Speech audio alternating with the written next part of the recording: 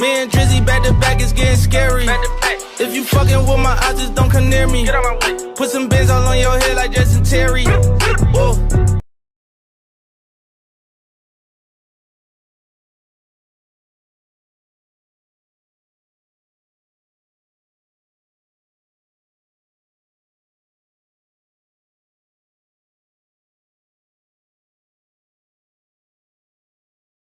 Let's get into it. You already know. Yes, sir. Back with another episode of the Faison View podcast, man. You already know, man. Make sure you guys like, subscribe, and sharing this podcast. Back with my brother in the building. Yes, sir. Hugh, let's get into it, man. We got a good agenda. It's all about perspective, man. It's all about perspective. And first and foremost, you already know, Game Shift, hey, coming to you, as you already know, Color Power. Let's get into it, and you already see the Faison View podcast. And it's hoodie season coming back too. Hoodie season. Hoodie season's back, so y'all definitely need to go cop a hoodie. Back. You already know that fall coming very soon. Very soon. Got different colorways. All right, man. So our agenda of the day is Diddy versus Jermaine Dupri, man. Hey, after the verses with Fat Joe and Ja Rule, man, they had it out, man. Who's really gonna be the next verses? And Diddy's calling out Dre, but we gonna see. One gotta go, man. HBO Max, Hulu, or Netflix. I feel like that's a fire one. I don't know which one I'm gonna pick. Parenting style. Which one would you be? Let's just be honest. Which parenting style would you be? We'll go down the list when we get to that. All right. What pretends to not to be a scam, but it's absolutely a scam. So what portrays itself as a scam, but really is absolutely a scam. Alright, should celebrities comment on their opinions regarding the vaccine, man? It's a lot of news going on. It's a lot of celebrities talking, a lot of celebrities really putting their platform on blast regarding the vaccine. So we're just gonna really delve into that. And lastly, would you rather spend 1 year sailing around the world or 1 year living in a foreign country of your favorite choice? All right, so let's get into it, man. As you hear that in the background, that Diddy playing. But Diddy versus JD, man, they got a little disrespectful on the live. I mean, they still are friends. It's all love. It's all love. They still friends. But I want to know your opinion, man. Diddy or Jermaine Dupri? I think Diddy JD is a legend, man. But I think Diddy is a different monster for a lot of producers. Like Diddy's in that Neptune's Kanye West type of caliber of people. Like the only thing that's difference between them and the guys that just named is that Diddy doesn't make beats. That's the only difference. Sure. He doesn't write songs per se. Per se. Like JD's definitely a better songwriter than Diddy, but like producing wise, Diddy's just a different monster, man. Different monster. And so like I mean, you just think of all the notable acts that he's brought. Like even it's a perfect example of like how great Diddy is. Like obviously everyone knows about 112. Right. 112 is great. When 112 left Bad Boy and went to Def Jam, Def Jam thought that, we got 112 over here, it's about to be lit. And 112 at Def Jam didn't hit the way it was going to hit. And it's like, that's because you missing that Diddy magic, bro. Like you missing that Diddy sauce. Diddy made 112. It's not, you're not gonna get the same thing over here. Y'all over here, y'all got them. You're missing that one person that knew what they were doing that made them great. So it wasn't gonna hit the same. That's just a prime example of just like what Diddy brings to the table. Everyone has their opinions about, oh, no one got paid. And Diddy like, listen, there's a price. I get all that, but there's a price to be paid for the greatness that you're getting. And I'm glad that you spoke to that because now the the Locks are resurfacing with all the things that they are doing. The Locks and Jadakiss, something that he said about Diddy. Yes, now looking back at it, at the end of the day, it's about a business. Diddy knew how to deliver a hit. All these classic names that we name, to the Mary J, to the Biggie, to the Locks, Total, 112, Mace, Craig Mack. Dirty Money. He took two unknown singers and made a classic album. Ain't nobody like he, all about the Benjamins, man. It's his catalog is it's almost untouchable. And even Diddy kind of broke Usher in a sense, like because Usher started off with Diddy, right? He started off with Diddy, and that kind of that was like the jump start. He didn't really become Usher during that time, but Diddy was the guy that helped jumpstart his career. Correct. For real. With those early records that was getting. And one thing we gonna do, and we both respect JD, is giving Jermaine Dupri his respect, because I also, we got Diddy, but I don't like how Diddy, even though it's playful, I don't like how Diddy basically man, you ain't, you know what I'm saying? Yes, he's in a different bracket in a way, but kind of in the same. You gotta think about Jermaine Dupri and who he's produced. You can sit here and say all you want about Bow Wow, or you gonna play. Bow Wow's a legend. Usher's a legend. The Brat is a legend. Mariah Carey is a legend. Usher, Chris Cross. So it goes all the way back, because he was a child prodigy too. You gotta understand that JD was a talent himself. So he can add what you just said, beat playing, producing, and he can add his own personal catalog, but so can Diddy too. It's just really, it's really tough to gauge, but I got Diddy. I feel like Diddy, like you said, is just, he's on that other plateau. Yeah, and man. Him screaming Dre, it's like, Dre's one of those guys on that plateau as well. It's like he's screaming Dre, and he's being very confident, and people like, man, you lost your mind. I don't really think you lost your mind. I don't really think it's far-fetched at all. Diddy can beat anybody. Yeah, we're not gonna there are guys that could beat Diddy, but Diddy's one of those guys that could beat anybody. You're not gonna put him in a conversation. There's not gonna be a person you gonna name that Diddy could not beat. Not Kanye West, not Pharrell. Yeah. There's not a guy you can name that Diddy could not beat. He could beat anybody. And Diddy said to Jermaine Dupri, he said, I could just play Biggie and Mary J. And I'm like, oh, I'm not even gonna lie to you, bro. I'm not even gonna lie. When Diddy started playing certain songs, when he hit that Who Shot You, I said, yo. Mary J. When you hear that, as we proceed, when that hits, it's like different. And then then you don't even include Mace and Craig Mack, who really was the face. Craig Mack was the first big bad boy artist. Really the bad boy artist. So it's like, we're not even going into the other bags. And did he invent the remix? I mean, like, man. Diddy invented the remix, bro. Like, no matter how you nobody do a remix like Diddy. No matter how you look at Diddy, man, hey, I don't know. This is a tough one.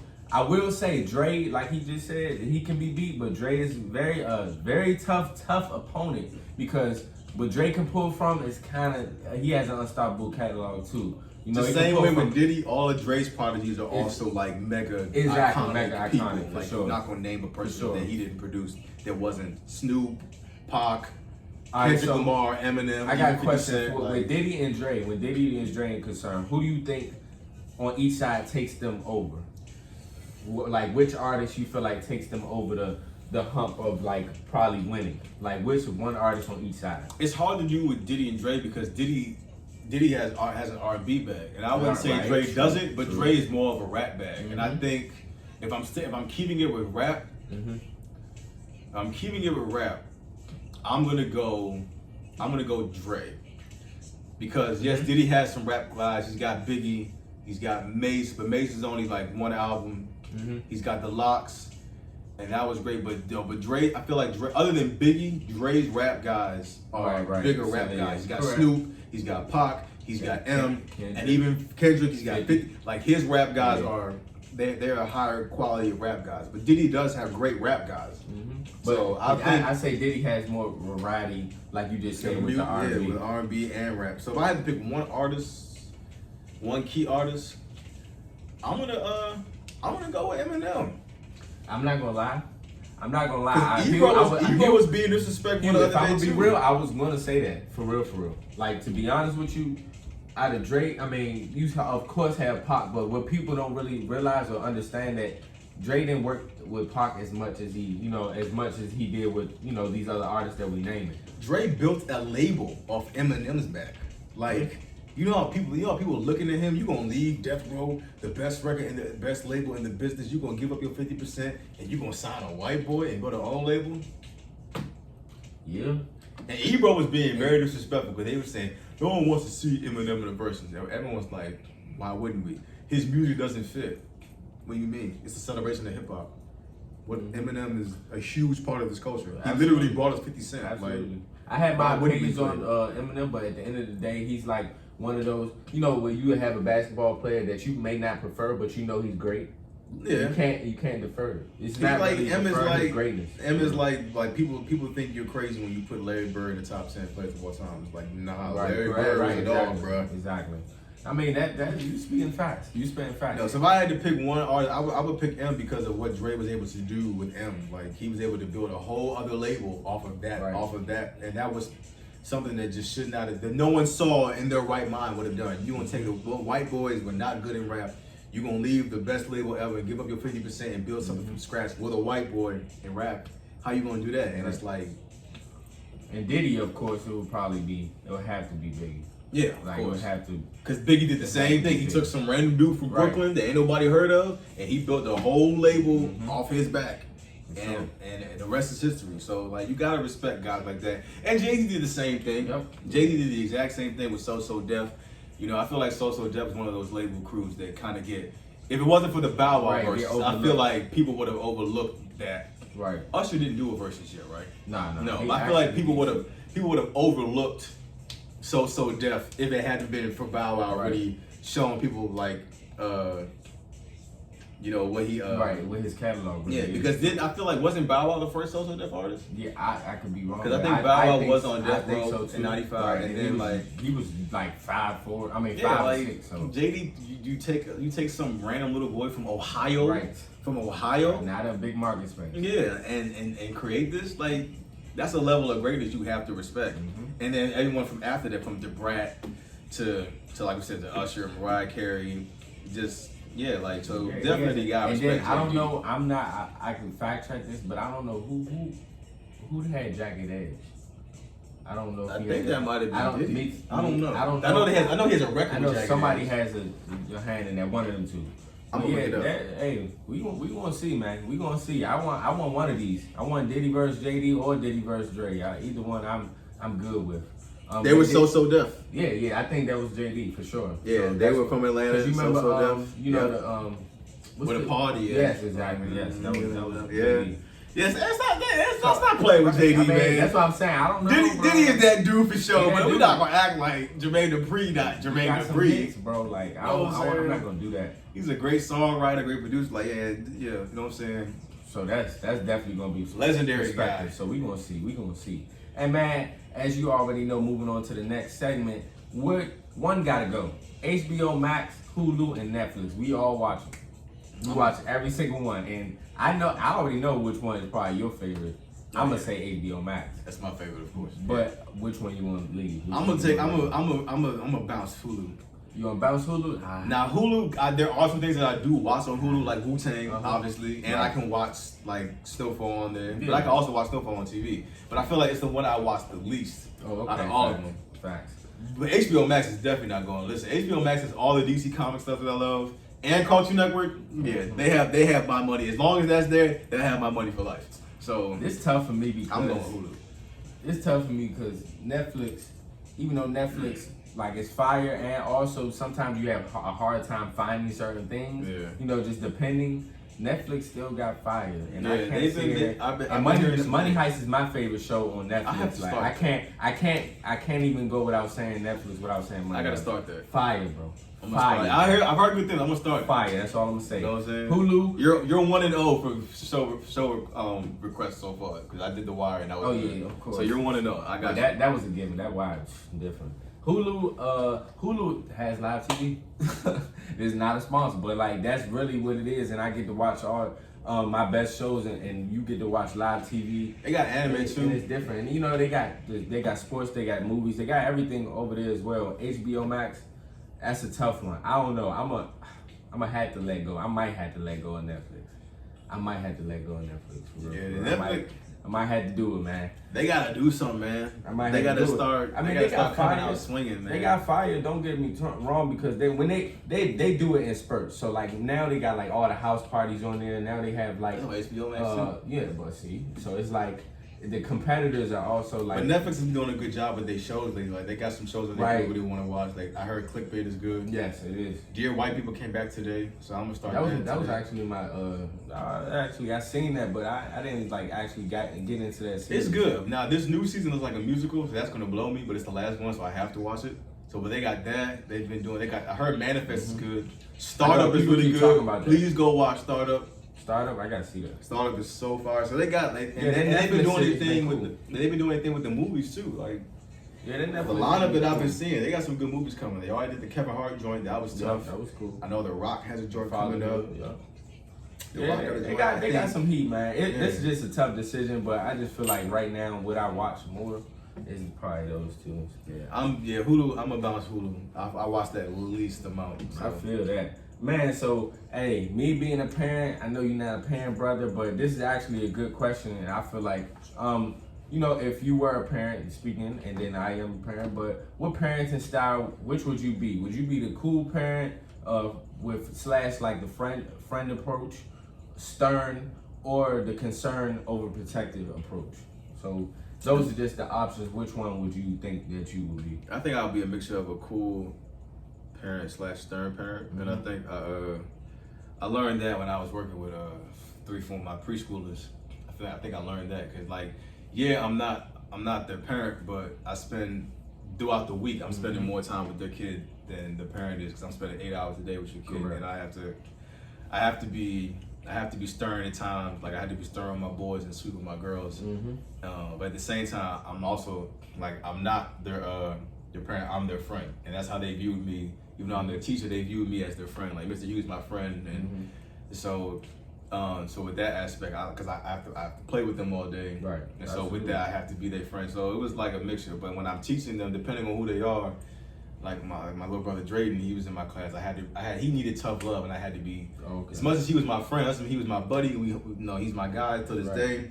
You know, I still had to be stern in order to teach him things because he needed that. You know, when I was potty training him, I had to be stern. When I teach him how to to count and how to put on his clothes and take them off, I had to be stern. So I feel like I'd be like a mixture of both. I think I learned that about myself. Absolutely, I respect that. And everything you just said is more so like my approach too. But also what I feel like too, I'm definitely, and it's to nobody's parenting, everybody parenting how they want to parent. I'm definitely the stern and cool parent.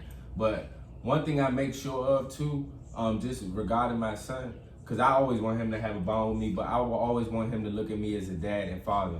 Yes, I can have friend qualities, but I never want you to look at me as a friend, you being my son, solely off the fact that certain boundaries are crossed. And kind of what bothers me a lot, I had peers, I'm not saying no names, I had peers and things of that nature who have, certain bonds with their parents, but can curse and do certain things. And it's just it's just how you raise is all different, but also it's just a level of respect.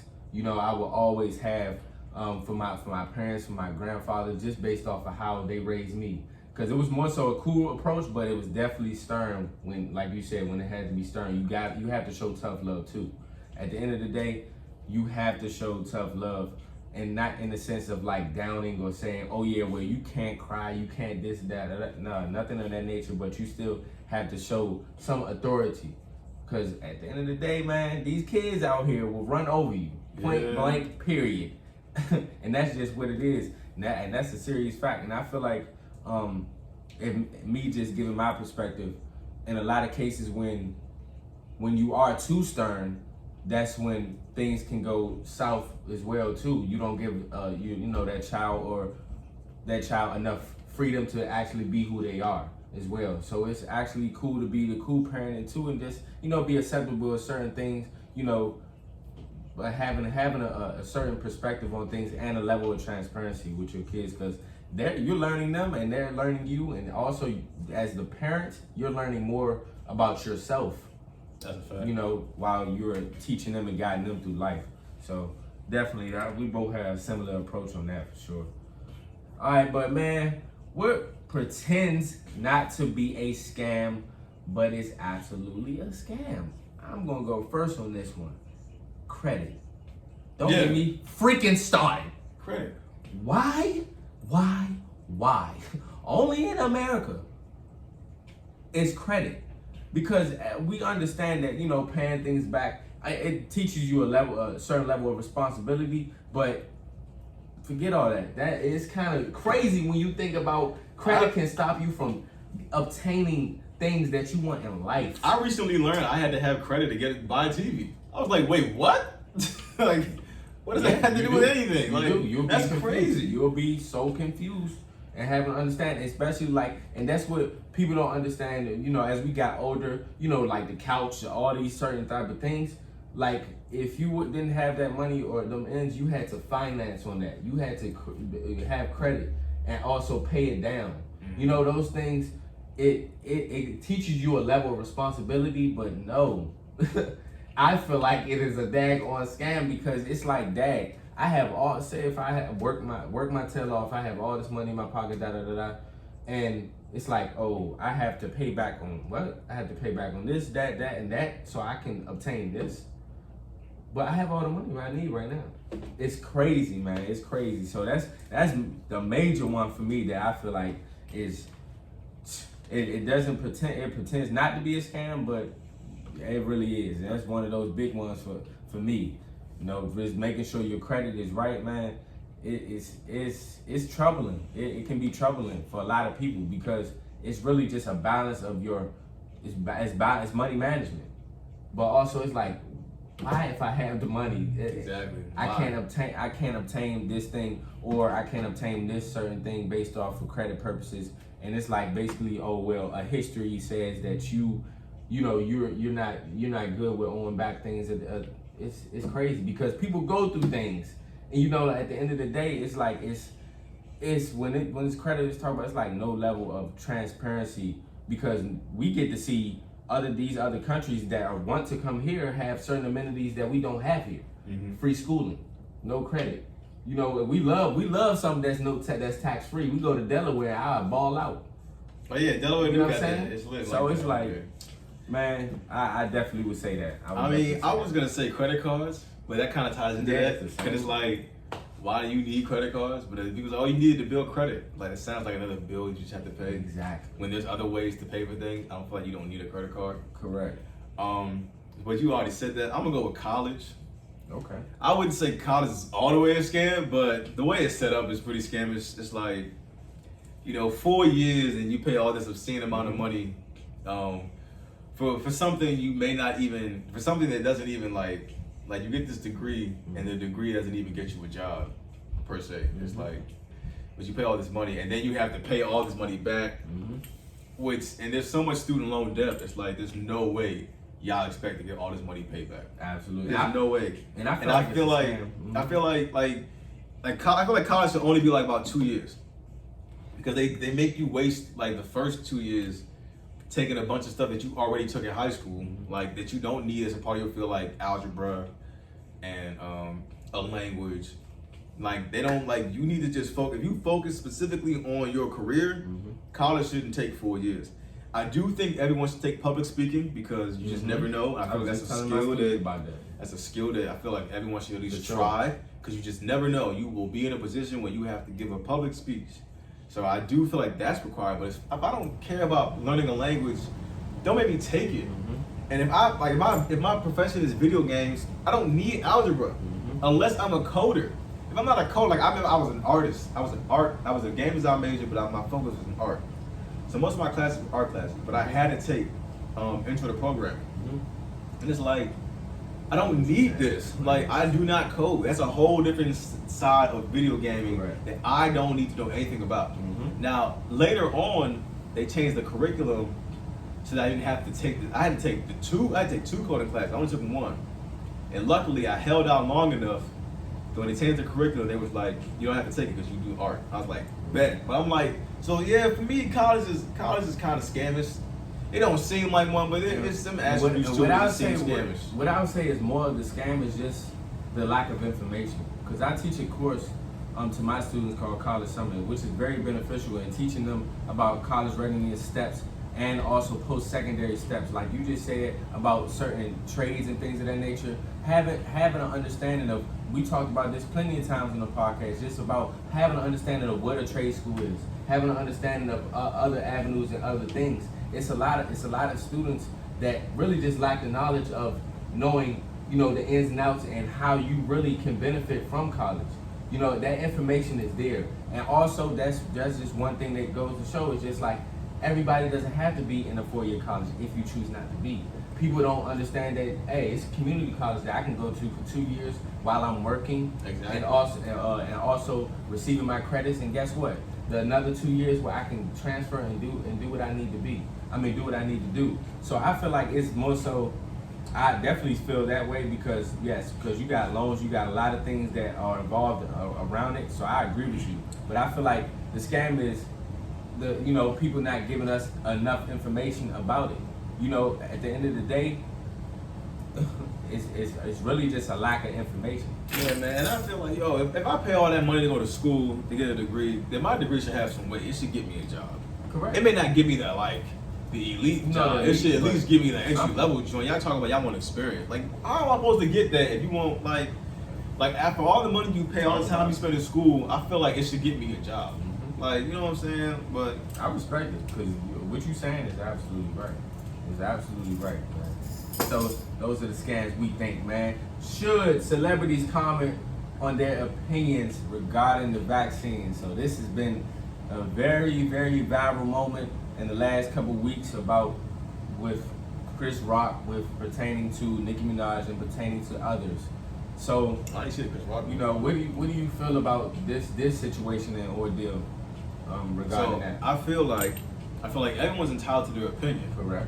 So no one should be silenced. However, because you're a celebrity, I feel like you need to do all the research you can do before you speak because you have people that you influence and talk to. So if you're not educated on something, I don't feel like you should just say anything. Mm-hmm. So I feel like a prime example is Lupe Fiasco. Okay. Lupe Fiasco, from the start of the pandemic to right now, since the vaccine hit, he has been educating people every day on his IG about the vaccine. Like, he goes live every day. He has people, like random fans that call into his live. They ask him questions, conspiracy theories, and he educates them on the vaccine because he does the research. Mm-hmm. He's not giving you BS. Like, so that's how he's been using his platform every day. If you follow Lupe Fiasco right now, like, you will find him going live at one point in the day, and he just answers questions and takes down all rumors about the vaccine. But he's been educating himself on it. So if you do it like that, if you educate yourself and study on it, then you give your opinion because you have people who are watching and listening. I totally agree with you wholeheartedly, and I feel like everything is a matter of opinion. To be honest, most of everything is a matter of opinion, and everybody's gonna have their opinion on vaccination or not. And I feel like like you just said, you just have to be responsible of what you say and how you say it, because people would take it literal. The last president, he said, you guys can drink bleach or something of that nature to get rid of the vaccine, and people actually did that. So, just to say and be real, you have to be aware of what your platform is and how it may influence others. Because like you said, it's not saying that they're wrong or nobody should be silenced at all. But when you're going into depth about certain things, especially regarding something that's really worldwide and global, and especially America doesn't have really just together right now with everybody being as one within all one answer. Everybody has their opinions and views, but at the end of the day, I feel like it is pivotal for us to send the right message out, and whatever that right message may be, at the end of the day. And if that's like what Lupe did, that's the right message because he's actually educating, he's talking about it, and he actually is getting feedback and having talking points and rebuttaling the next day. And if you're gonna do it, at least me, in my opinion, be consistent about it and be consistent on how you're gonna go about the approach. Because that heat is gonna come to you, especially if you have a big platform. It's sad that all the things were transpiring and things of that nature, but this is just a serious time, and these are serious conversations that we having because this vaccine is really, it's all about life or death right now. So it's a very, very serious conversation. So shout out to Lupe Fiasco though. His first album just turned 15 years old and is now certified gold. It's a classic album because he deserves his flowers. So definitely shout out to Lupe. Shout out to Food and Liquor, one of the greatest rap albums ever made. Definitely was, for sure. Proof that you don't have to go gold for your album to be timeless and classic. It just went gold like today. You don't need to be mainstream to get numbers at the end of the day. So all right. Would you rather spend 1 year sailing around the world or 1 year living in a foreign country of your choice. All right. I'm gonna say 1 year living in a foreign. I don't know. You go.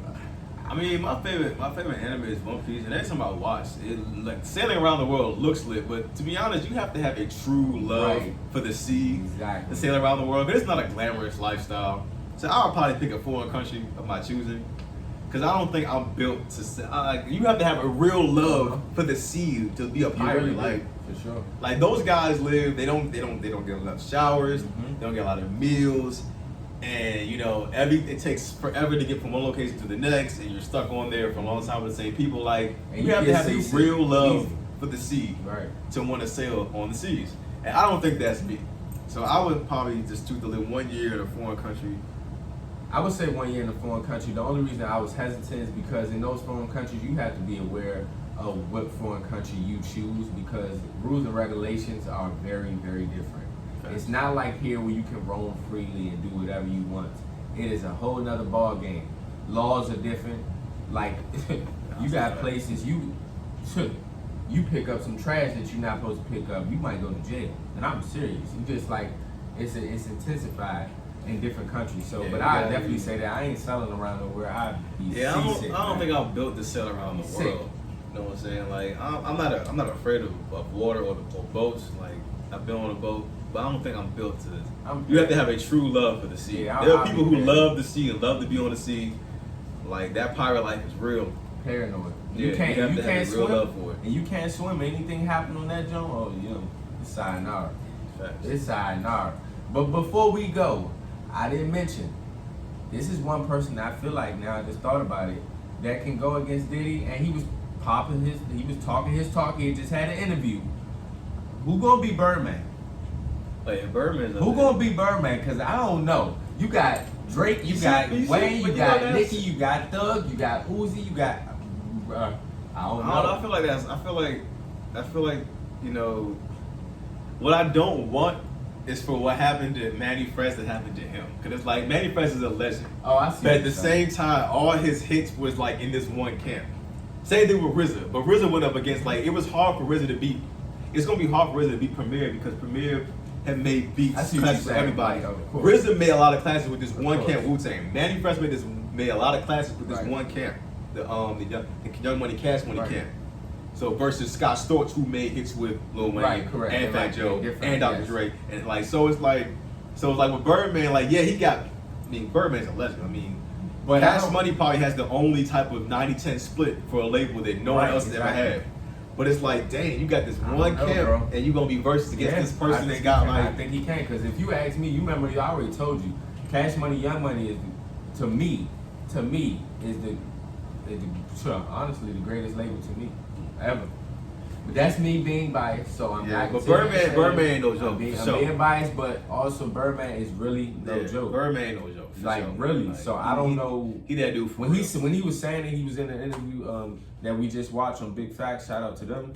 I really believed him, because when you really look at it, there's not many label owners who touched 1 billion streams or 1 billion sold at all. Not close. And who has spent the longevity of 25 years doing so. It's not like I'm just being honest. Like Birdman, I love P, I love Diddy, but you gotta understand with Birdman saying too, Birdman's still relevant to this day. I'm talking about with his people in his camp. They're still relevant. Yeah. I really don't see. There's only a few other guys who people with their camp are still relevant. That's what I'm saying. You got Jay, you got exactly, and freaking Ye. And then Ye hasn't been doing it that long. He surprised me. I don't know if you've seen the whole interview. He surprised me because he had Kanye before Rockefeller and them. No, wow. He was being loyal to Manny Fresh because at the end of the day, that was his people. Yeah. So I respect that. But it's just like the what he was saying, as many as rappers he has touched, every single one of them has. And Birdman got his own catalog with the Big Timers. Right. As much as I don't like to hear Birdman rap, the Big Timers was, they were somebody. They was their own entity. Yeah, they were somebody's. So I just had to mention that, was we shall see. I want to see your verses between the label owners soon, man. We got to see this in the executive producers and beat makers, man. We got to see those again. But another amazing episode, my brethren, you already know, man. Tune in every Thursday, 5 p.m. Make sure you go like, subscribe, and share, man. Already, man, one.